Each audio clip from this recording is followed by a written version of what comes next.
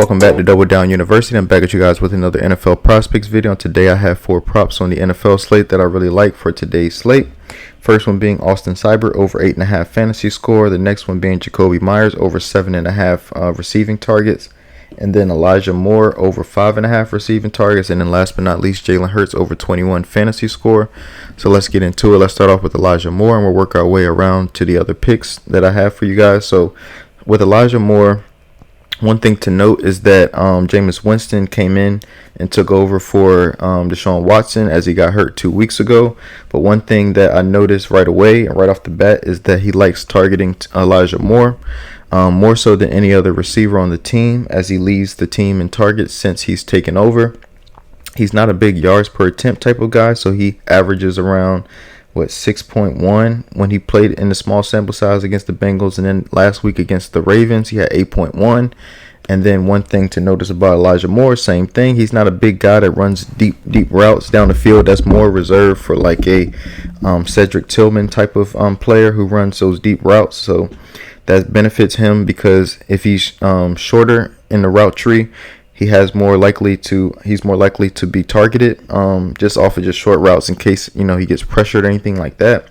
So that is really good for Elijah Moore. I think 5.5 is kind of low considering the last couple of weeks he's had six or more targets. And he's also a shorter receiver that kind of goes those underneath routes, and he can kind of take those to the house because he has a lot of yards after catch ability. But one thing to note about Cleveland too is they're one of the top 3 teams in passing attempts, so that bodes well as well because there's more leeway for targets. And they're not a big run funnel team where they run the ball a lot. Now, granted, they do have Nick Chubb back, but I'm not too sure how much they're going to try to run the ball, given he's coming off of an injury. I think he's only 2 weeks or 3 weeks removed from coming off an injury, so they're trying to work him back into the mix or the rotation. So I like Elijah Moore today, and then same concept with Gardner Minshew. Gardner Minshew is actually, his team is in a trailing game script, so they are +7 on the book, so they're underdogs by 7 points or more. So that leads us to believe that in a trailing game script, he's going to have to attempt passes more so than try to run the ball. So I like him, and then he's a big, not a big yards per attempt guy as well. 4.5 2 weeks ago against the Rams, against Kansas City, 7 yards per attempt, and then against Denver, his highest of the season, which is 8.1. And then same instance for Jakobi Meyers, not really a big yards per target, except for last week when they had to throw the ball deep down the field.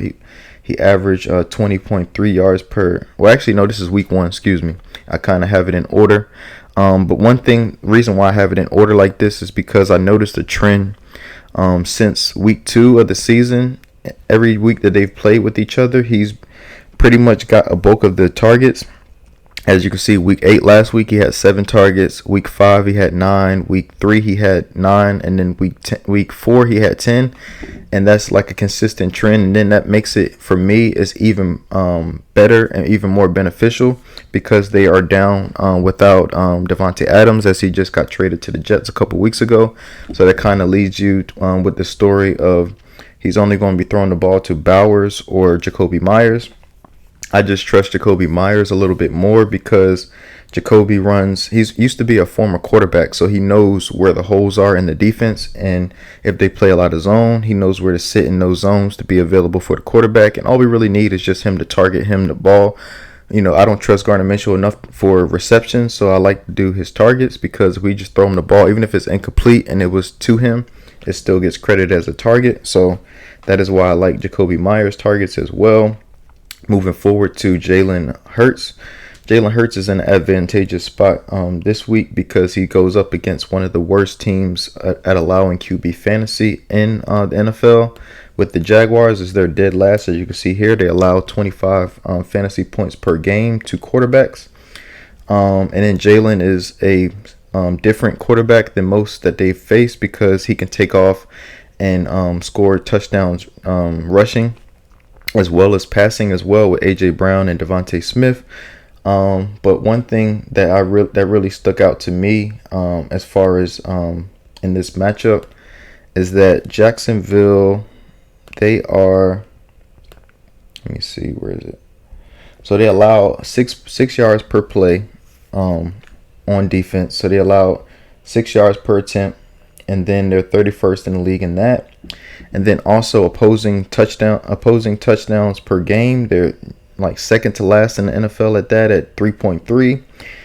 Red zone scoring, they're 28th in the NFL at allowing 68% of red zone opportunities to be scores, or touchdowns, I should say.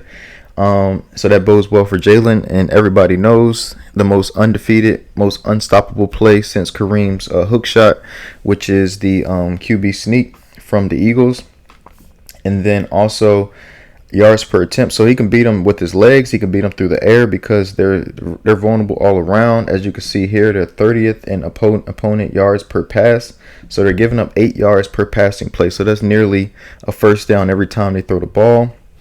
And then also, they don't really get pressure on the quarterback. They're 28th in the NFL in sack percentage, so they don't really get pressure on the quarterback. So Jalen should have all time to throw in the pocket. If you guys watched the Bengals game last week, he had like 4 to 5 seconds to throw the ball in the pocket. Our offensive line, I'm an Eagles fan, so our offensive line did really, really good at, keeping the pressure to a minimum and, be able to give him time to throw the ball. And we use a lot of play action lately, and then a lot of under center snaps to kind of like hide the ball a little bit, because in shotgun, if you run play action, the defense can kind of see that the quarterback is keeping the ball. It's no real deception as opposed to under center.